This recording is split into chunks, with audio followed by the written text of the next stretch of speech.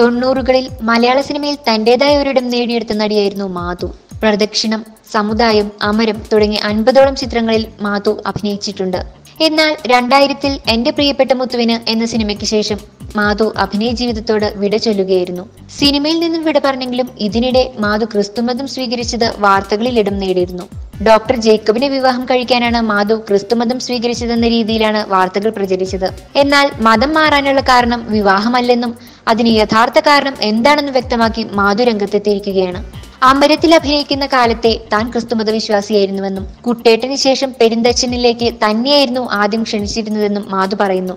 എന്നാൽ ആ റോളിൽ മോനിഷ അഭിനയിച്ചു തുടങ്ങിയെന്നറിഞ്ഞപ്പോൾ വല്ലാത്ത ഡിപ്രഷനിലായെന്നും സങ്കടം സഹിക്കാനാകാതെ അമ്മ തന്നെയും കൂട്ടി സഹായമാതാ പള്ളിയിൽ പോയെന്നും അവിടെ എത്തി മാതാവിന് മുന്നിൽ കരഞ്ഞു പ്രാർത്ഥിച്ചെന്നും മാധു പറഞ്ഞു. ശേഷം വീട്ടിലെത്തി കിടന്നുറങ്ങിയ തന്നെ തേടി ഒരു ഫോൺ കോൾ വന്നു. അത് അമരത്തിലേക്കുള്ള ഓഫർ ആയിരുന്നുവെന്നും ആരോ പറ്റിക്കാനായി തന്നെ വിളിക്കുകയാണെന്നായിരുന്നു ആദ്യം കരുതിയതെന്നും ചെറിയ റോളിൽ അഭിനയിക്കാൻ താല്പര്യമില്ലെന്ന് പറഞ്ഞ് ഫോൺ കട്ട് ചെയ്തുവെന്നും മാധു പറഞ്ഞു. വീണ്ടും വിളിച്ചപ്പോഴാണ് മമ്മൂട്ടിയുടെ മകളുടെ വേഷമാണെന്ന് അറിഞ്ഞത്.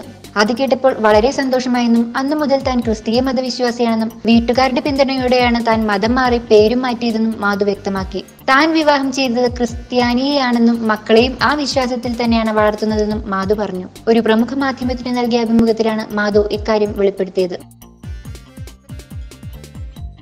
You're watching me on metromatney.com. on metromatney.com.